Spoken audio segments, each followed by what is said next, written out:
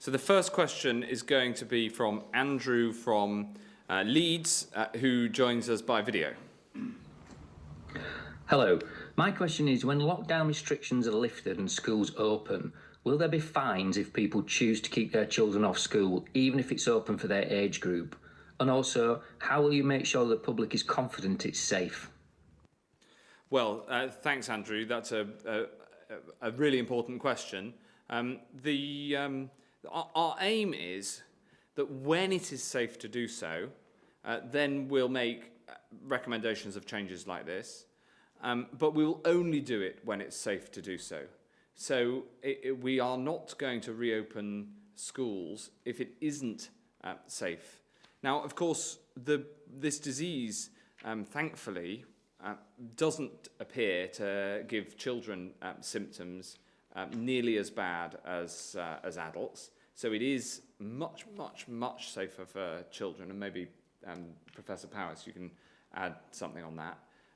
But we will not reopen until it's safe to do so. So that's on your second question. On the first question, of course, as and when we reopen schools, our goal is to get back to the norm and the position as it was before.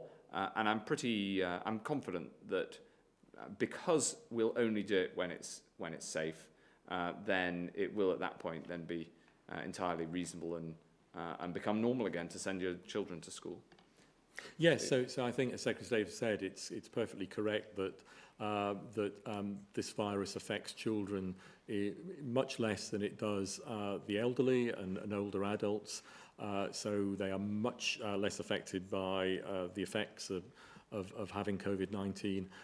There have, as we said the last time we were here, there have been some very rare reports about complications in children. We are continuing to look for that and try and understand if there is any link. But the overall message is for children, this is a mild disease or is one that produces very little symptoms. The science is still evolving in terms of transmission between children, so we do need to be cautious as we think about opening schools, and we will need to think carefully and advise the government appropriate advice as to how that might happen.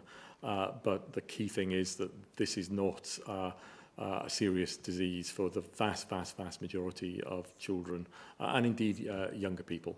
In fact, it's important to remember, isn't it, that the reason that we had to take the decision to close schools was because of the impact of schools on transmission, yes, not on the safety of children. Exactly. And that's important to bear in mind, and I hope reassuring, Andrew.